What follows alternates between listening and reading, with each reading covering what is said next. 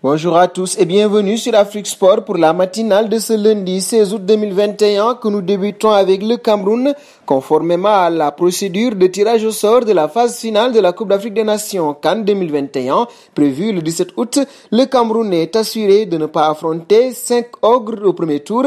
Le Cameroun est logé dans le chapeau 1. En effet, les Lions indomptables seront dans le même chapeau avec les 4 équipes les mieux classées à la bourse FIFA du 12 août dernier, mais aussi avec le tenant du titre, c'est-à-dire l'Algérie, le Sénégal, la Tunisie, le Maroc et le Nigeria. Tous devraient faire partie du même chapeau que le Cameroun. Et nous faisons un pas vers Mohamed Bayo, brillant en Ligue 2 en inscrivant 22 buts et en raflant le titre de meilleur buteur est une chose, confirmé ensuite dans l'élite en est une autre. C'est pourtant ce qu'est en train de réussir brillamment Bayo avec Clermont, preuve que son énorme saison l'année dernière était loin d'être le fruit du hasard.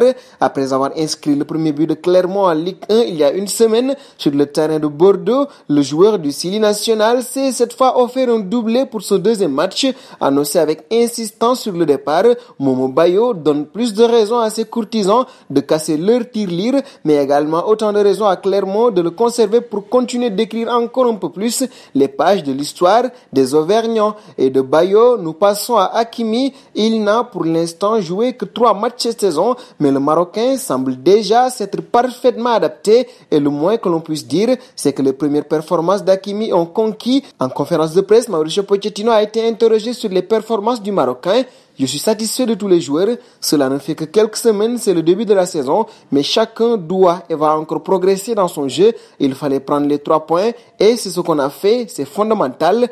Avance Pochettino. Partons en Espagne désormais pour le premier match officiel du Barça depuis le départ fracassant de Lionel Messi. L'ambiance s'est annoncée tendue du côté du Camp Nou. En effet, la situation très délicate du club qui a conduit à la perte de la Pulga, partie au PSG, provoque la fureur des supporters qui ne se font pas prier pour le faire savoir. C'était avant le match face à la Real Sociedad disputé hier dimanche.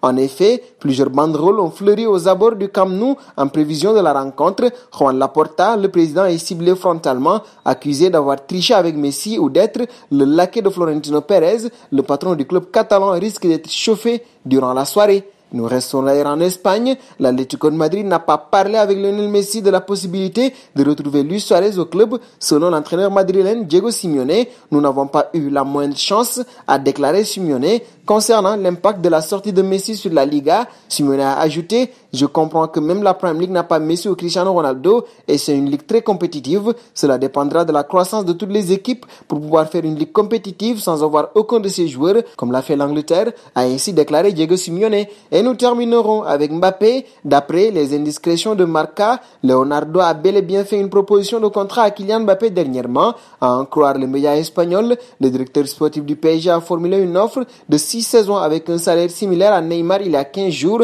Toutefois, aucun accord n'a été trouvé entre les parties car Kylian Mbappé aurait répondu au PSG « Je ne veux pas prolonger », a ainsi écrit Marca. Et nous arrivons au terme de cette matinale que nous fermons avec la question du jour.